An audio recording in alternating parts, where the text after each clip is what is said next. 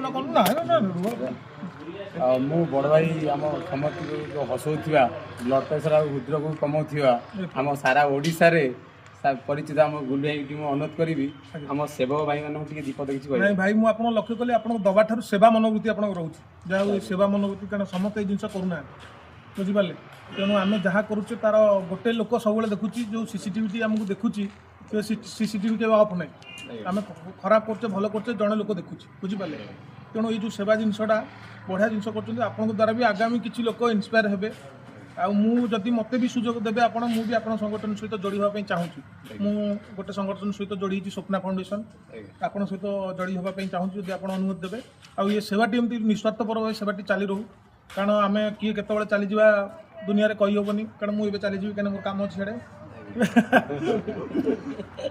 ତେଣୁ ଇଏ ଭିତରେ କିଛି ଭଲ କାମ କରିକି ଯିବା ଲୋକଙ୍କ ପାଇଁ କାରଣ ଭଗବାନ ଯେଉଁ ଶରୀର ଦେଇଛନ୍ତି ଯେଉଁ ଆତ୍ମା ଦେଇଛନ୍ତି ଯେଉଁ ସ୍ୱାସ୍ଥ୍ୟ ଦେଇଛନ୍ତି ଏ ସମୟର ସଦୁପଯୋଗ କରିବା ଦରକାର ଏବଂ ଯେଉଁମାନେ ବି ଦେଖୁଛନ୍ତି ତାଙ୍କୁ ମୋର ହୃଦୟରୁ ଏଇଟା ଅନୁରୋଧ ରହିବ କି ଦୈନନ୍ଦିନ ଜୀବନରେ କିଛିଟା ସେବା କରିବା ଦରକାର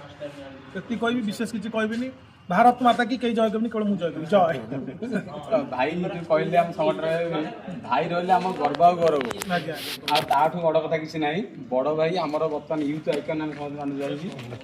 ଆଉ ଭାଇ ଆମର ବହୁତ ଆଗକୁ ଯାଆନ୍ତୁ ଆମେ ପ୍ରଭୁ ଜଗନ୍ନାଥ ଏହା ପ୍ରାର୍ଥନା କରିବୁ ଆଉ ସବୁ ପ୍ରୋଗ୍ରାମରେ ମୁଁ ଅନୁରୋଧ କରି ଭାଇଙ୍କ ପାଦଟି ଖାଲି ପଡ଼ିଲେ ଆମେ ବହୁତ ଖୁସି ହେବୁ ନିହାତି ମୁଁ ଭାଇ ଆପଣଙ୍କୁ କଥା ଦେଲି ମତା ଛୁଇଁ ଯେ ଯେଉଁ ମୁହୂର୍ତ୍ତରେ ମୋତେ ଡାକିବେ ଯଦି ମୁଁ ସେ ସମୟରେ ଆଭେଲେବୁଲ୍ ଥିବି ଏବଂ କୌଣସି କାର୍ଯ୍ୟ ନଥିବ ମୁଁ ନିହାତି ଯାଇକି ପହଞ୍ଚିବି ଆଜ୍ଞା ପ୍ରଭୁ ଭାଇ ଚେନ୍ଟା ଦେଇଦିଅ